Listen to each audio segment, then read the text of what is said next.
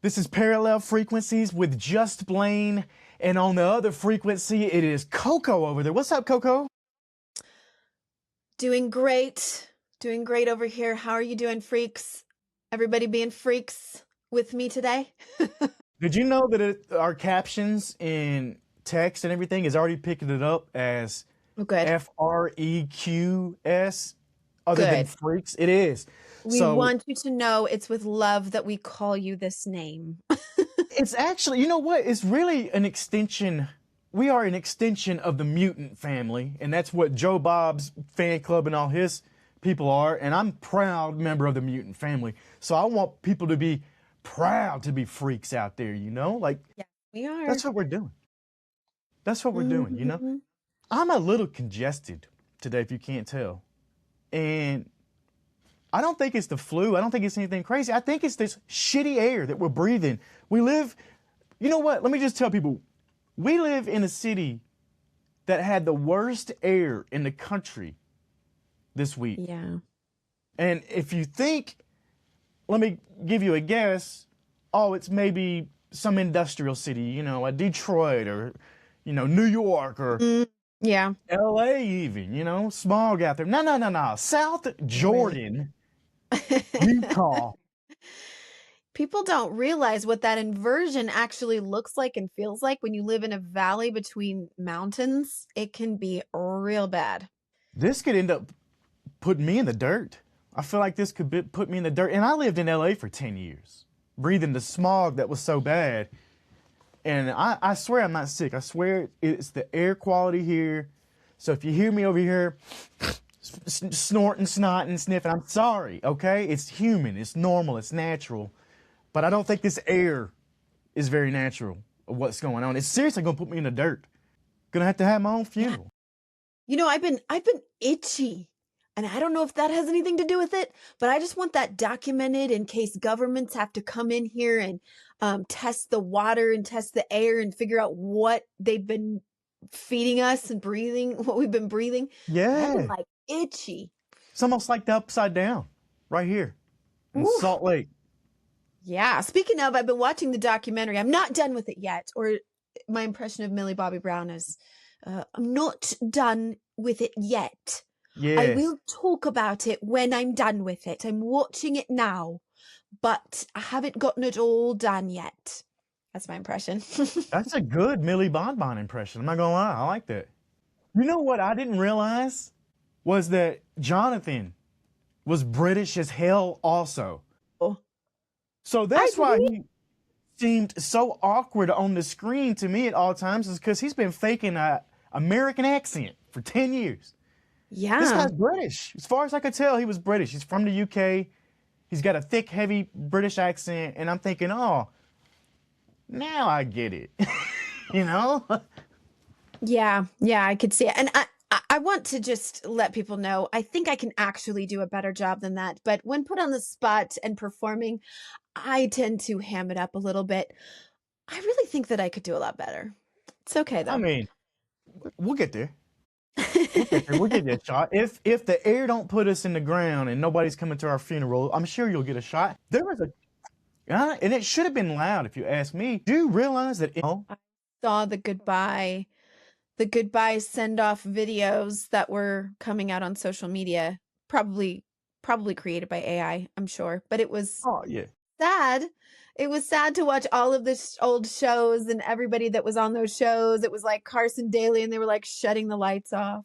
Everybody's done. It was, yeah. Were you a MTV kid? Did you come home, running home, watch TRL and all that kind of stuff? 100%. 100%. Yeah. I loved all the, It was always like, what's going to be in the top 10? What's going to be, you know, watching all the music videos and the what was that show where everybody was all summer long having a party at the pool all summer? Everybody in bikinis. Was it not The Real World? Well, that too. I forgot about that show. I watched that show too. You're talking about, like, they had like Club La Vila where they just aired the live club scene in like Panama City. They did some stuff like that. I remember that. MTV at some point stopped being the place that we hung out, you know. it was the place that our parents didn't approve of, didn't quite approve of maybe, but they couldn't explain why. They couldn't tell us why, you know? Mm-hmm. Yeah. And Yeah. somewhere it lost it. I remember vividly a memory of when I was really little. My sister was a baby, so I must have been 5. And we had babysitters, teenage girls over to watch us, 2 of them. So they were best friends.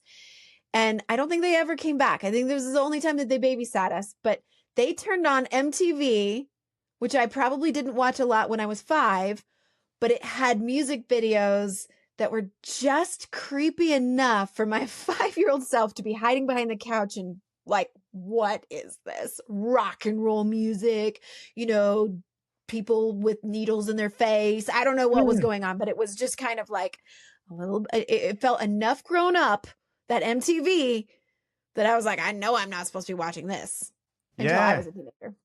It felt wrong. It felt like, and like I said, your parents told you couldn't watch it, but they didn't really know why, you know, because this was all, if you look at it now, it was all a place of discovery. It was, you never knew when you were going to tune in and catch a video like that, or a Bone Thugs and Harmonies, see at the Crossroads a million times, you know, or Carson Daly doing his thing. You never knew if you were going to tune in and hear Kurt Loder break the news that Tupac Shakur was dead. I remember that happening, or that Kurt Cobain was dead. That was a big one. Yeah. You know, that's the place it was, and it lost that at some point. And I think it was probably when the reality shows kicked in, and, you know, it kind of got watered down. Other stuff. Yeah, not just music, but other things.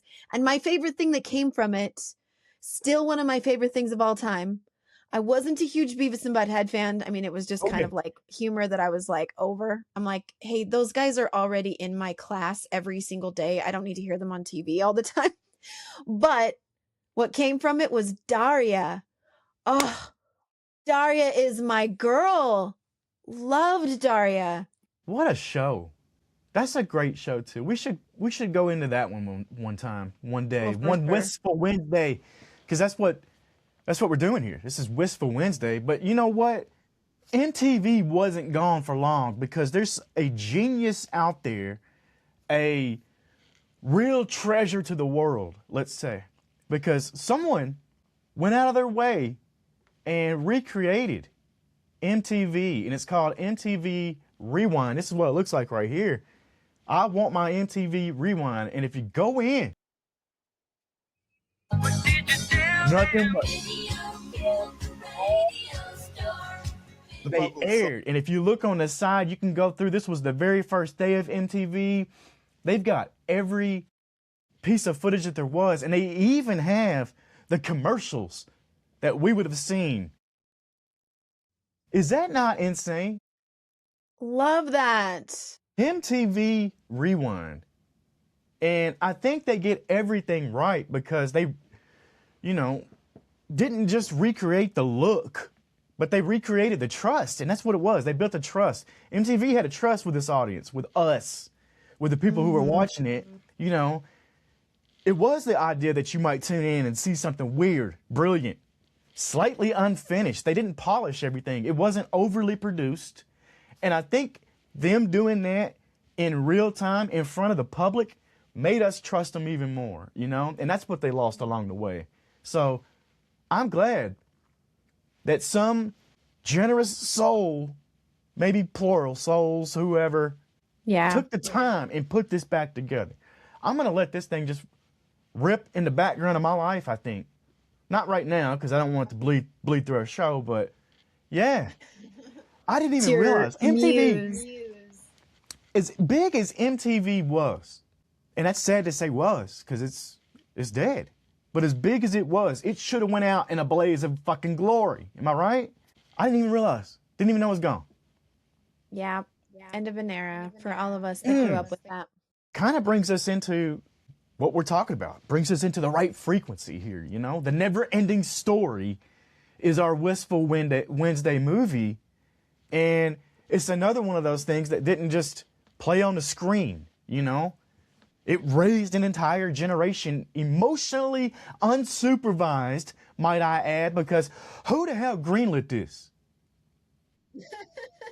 with this amount of emotional weight for children, who in their right mind greenlit this? They didn't have kids, I don't think. But it did. It raised us. This movie raised us, really. And it trusted kids. This movie, NeverEnding Story, trusted kids with big feelings that we may not have been ready for yet. Loss, fear, responsibility, imagination as survival, in which, you know, that hits me deep as a creative. And I think that's what it was, you know? So why did this movie work so well? With all of that heavy weight off the top, what do you think? Like, why did it work so well? I think it's all the layers. And I think you're right. I think that the themes here of imagination, when I thought back on what I viewed it as a kid watching it versus now as an adult watching it, I get a completely different perspective, because I think as a kid, I was kind of like, oh yeah, of course, imagination, of course, like we love it.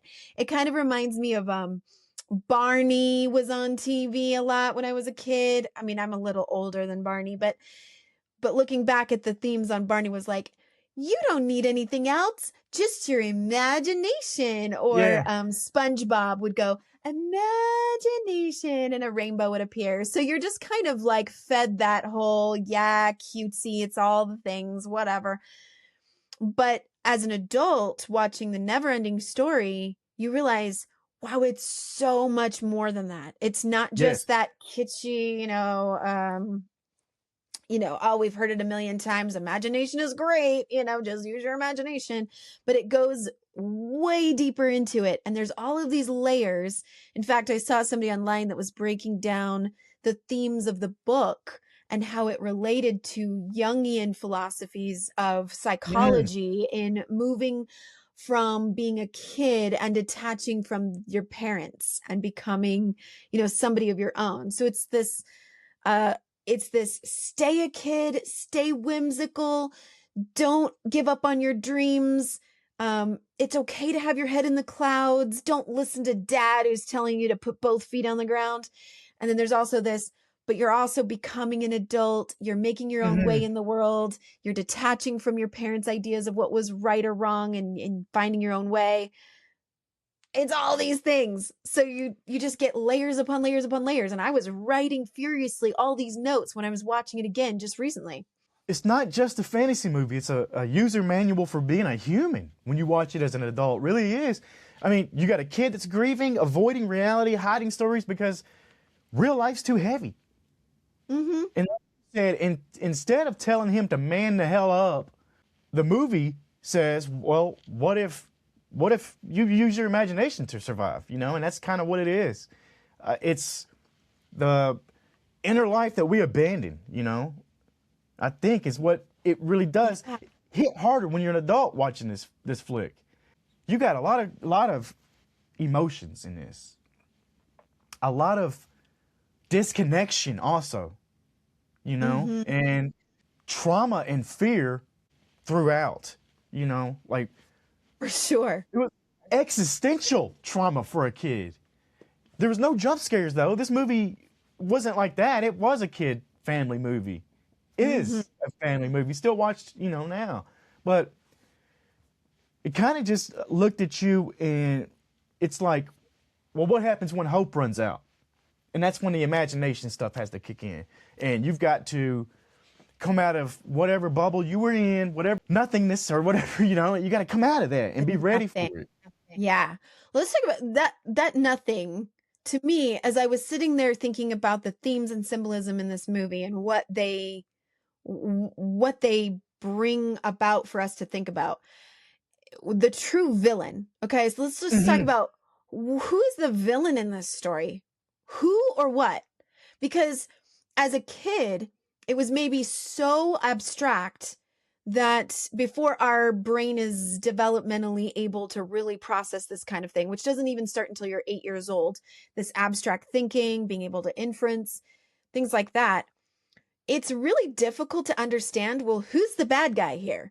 Because at the very beginning, the opening scene, when the rock biter sits down, this isn't the opening scene, but like when we first get an idea of it, was Rockbiter is talking about his home and it was just so full of that delicious limestone and quartz, and my home was so beautiful, and there was this beautiful lake, and then there was nothing.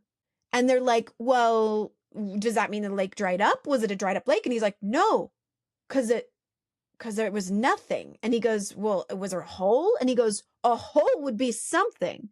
This was nothing. I remember that as a kid and being so confused. What do you mean nothing? What does that even look like? What is that even? It's just too abstract. So when you get old enough to actually think about it, and this comes up again with Morla, my favorite character, Morla, that big giant tortoise that comes out of the hill. Oh my gosh, it's just one of my favorite scenes ever, with Atreyu in the tree, and he keeps like falling out of the tree in the mud and has to climb. I don't know why I loved it so much as a kid, but I did. I would pretend to be like trolling through mud. Anyway, Morla is kind of highlighting the actual villain. What is the nothing? And I think it's apathy. It is. As an energy person, I know that apathy on the energy scale, if enlightenment is at the top, and that's 1,000, and you have, just self-awareness, and that's 250. Okay, we have energy levels going on here. Apathy is only at 50. So out of 1,000 energy level, apathy is 50. Think about how many people on this planet are walking around feeling like apathy is the safest place to be, where they don't feel a lot of pain, but they're okay with that because at least they don't have to feel all that pain. They don't get to feel any joy either. They don't get to rise up of energy levels to something that would be joyful, but they don't have to go lower. So they'll just stick with 50. Apathy. Just that feeling of like, it doesn't matter. Morla's words, we don't even care whether or not we care. That was my impression, by the way. I love that. And that's what the nothing really is. Like you're saying, it's not evil. No. It's not. But doesn't that feel real familiar in 2026 right now? Like people stop believing that stories matter, and there's a slow deterioration of meaning just overall, Yeah, and it makes sense why people would want to hang out there in apathy. I mean, when you're looking at the news and you're looking at what's going on and you feel really hopeless and you feel really helpless. I have no power here. I can't go out there and change our administration or the people getting harmed or things that are going on. I can't do anything about it from here. I'm just one person and I don't know what to do. And I wish things could be different. Which, by the way, that disassociation of, having your head in the clouds or living in the books or living in an imagination world, it's our coping strategy. It's our, this is Bastion's way of being like, I can't deal with the grief of losing my mother. So disassociating into another world, it just feels safer. It just feels like that's where I need to be. And there's nothing wrong with that. I just want to reiterate. There's a little bit of balance in both. Dad's not completely wrong when he says you got to have feet on the ground. There is a balance between being a grounded person and being, head in the clouds, disassociating from everything. But being able to face it and being able to just address that hopeless feeling, which is what the nothing is feeding on.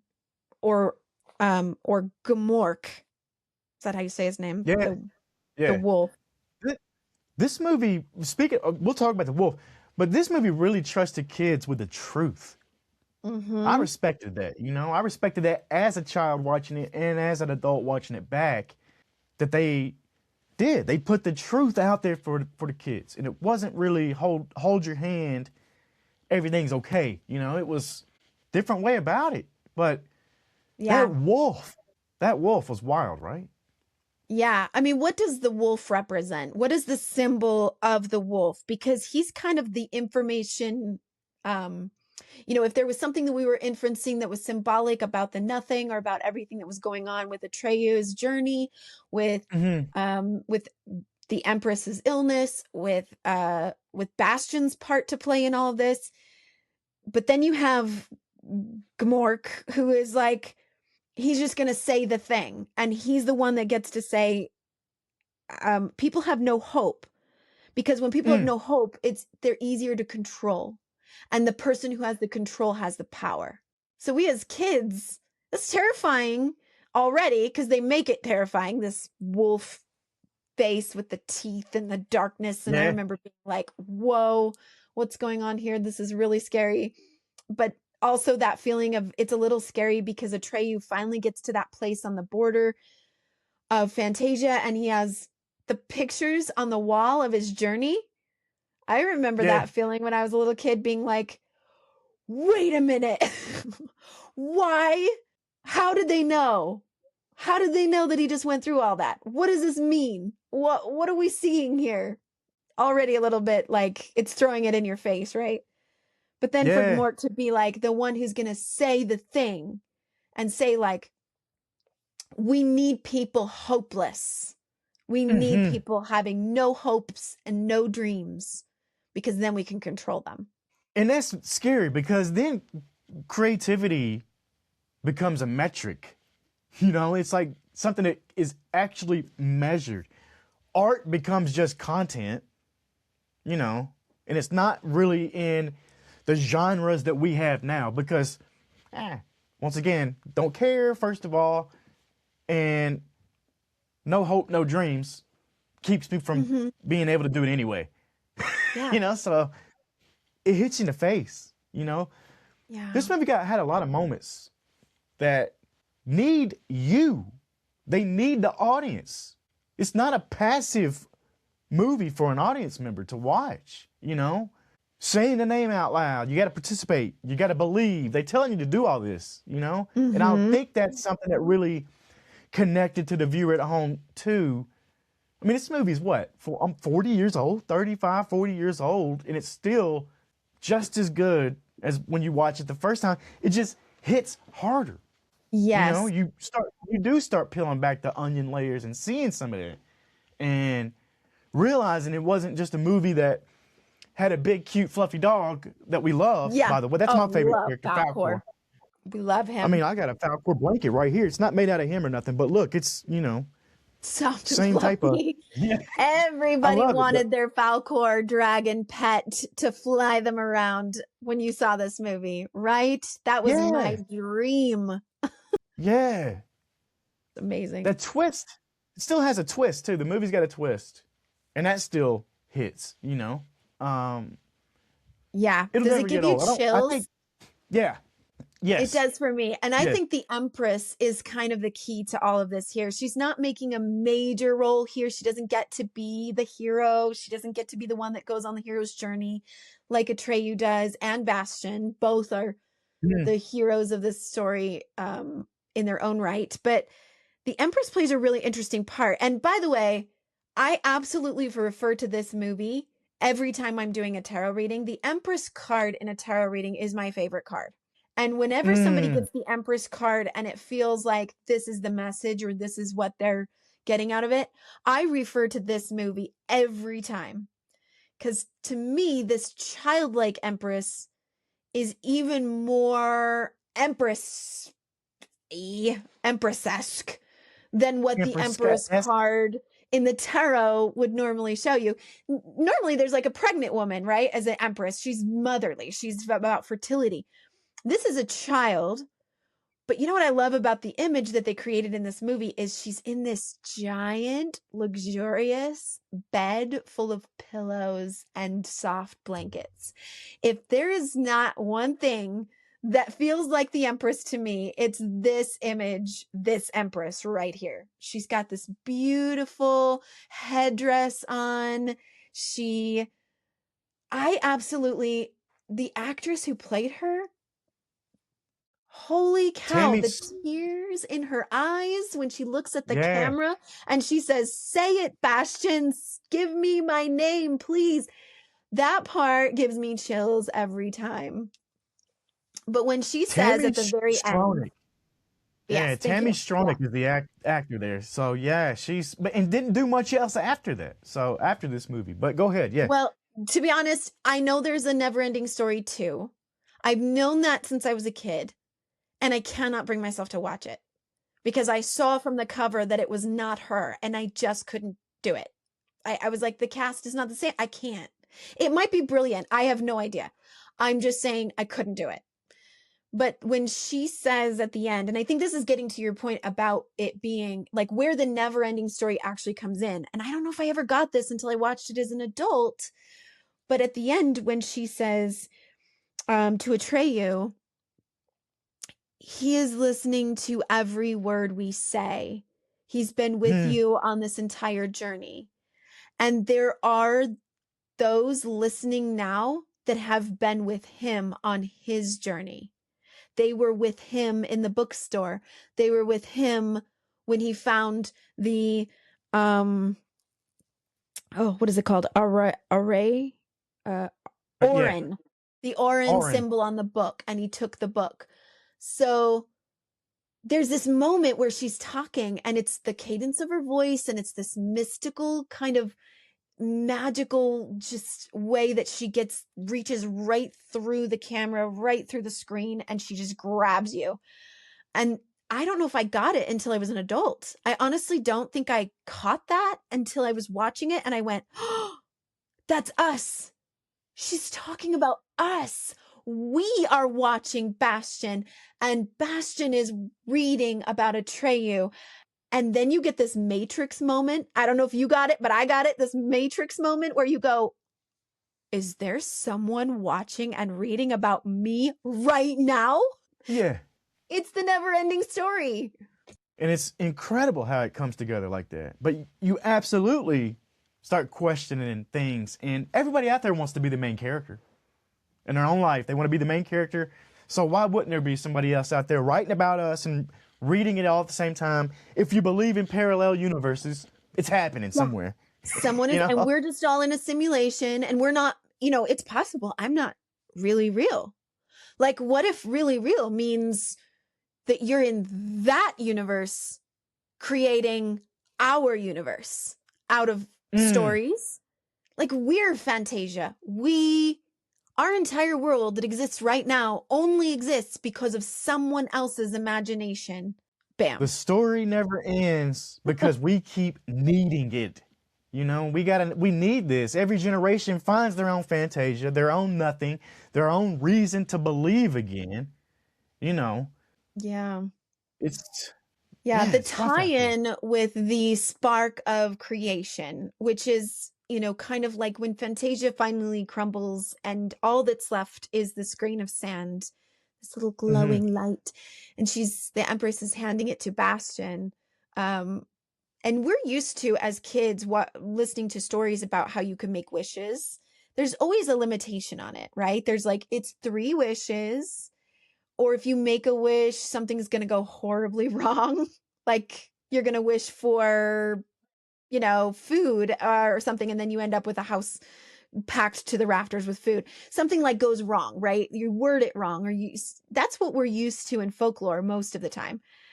But in this movie and in this story, when she says, you can make as many wishes as you want, and the more you wish, the more fantastic Fantasia will become. There's this moment of unlimited imagination, unlimited wishes. That sounds almost unreal, impossible. And we're being given this opportunity to just be handed this little spark of it exists when you make it exist. When you make it up, it becomes. So, I mean, in folklore, in the folklore that I study, this is the story of Caradwyn and Caradwyn's cauldron. She is making a potion called Awen, and Awen is the spark of inspiration. It's that thing that makes you create whatever into existence, that the idea that pops into your head. It's wisdom, it's prophecy, it's all of those things. So when she holds this little ball of light, that was what I thought of, was Awen. It's Awen. I love that. We got to get more stories from you. You seem like you've got a lot of stories. Yeah, but I always get hooked on them. I'm like, all right, let's cuddle up in our blankets. Let's kick back around the warm, cozy fire and listen to Coco tell stories. You know, it's my favorite thing to do. Yeah, just follow my Substack, and you can listen. I'm gonna start putting more stories out there on that. Some of them that I'm writing myself, so I'm putting them out there. But yeah, let me ask you this then: do you believe that people believing in stories is harder now? Is it harder for people now than maybe when it was the NeverEnding Story when it came out or something? You know, I think that there's more. I don't think that there's more or less that believe or don't believe. And tell me what you think, if you think this is true. I see a split, like a divide happening, where it's like the people who are hard and fast on, yeah, that's a cute little kids movie and it's fine and whatever, but real magic doesn't exist, right? That's hocus pocus, that's Harry Potter, that's fictional. They still believe in a very hard divide between fiction and nonfiction, and there is no crossover. But I think there's a lot of people also wakening up to the idea that things aren't that black and white. There is actually real magic in the world. And yeah, we may have made made this story out of movie magic, which is a lot of, strings and puppetry, and obviously a lot of work went into that. But what is this story trying to tell us about the magic that is actually accessible in our own lives? And I think the emotional aspect of this movie is key to it. Not apathy, but addressing what it is there really is in front of you. So I think that the gnome witch says it best when she says something like, it has to hurt to heal. There is real key to magic, like real magic in that if you're not willing to face it, if you're not willing to see it head on, then it won't heal. It won't become, right? It's painful and magical all at the same time. Yeah. If it don't hurt, it don't work then, right? I know. I think I took that a little too literally as a kid, because I would get like a sore in my mouth or something, and I would think, oh, I have to press on it and make it hurt really bad so that it'll heal. Oh, yeah.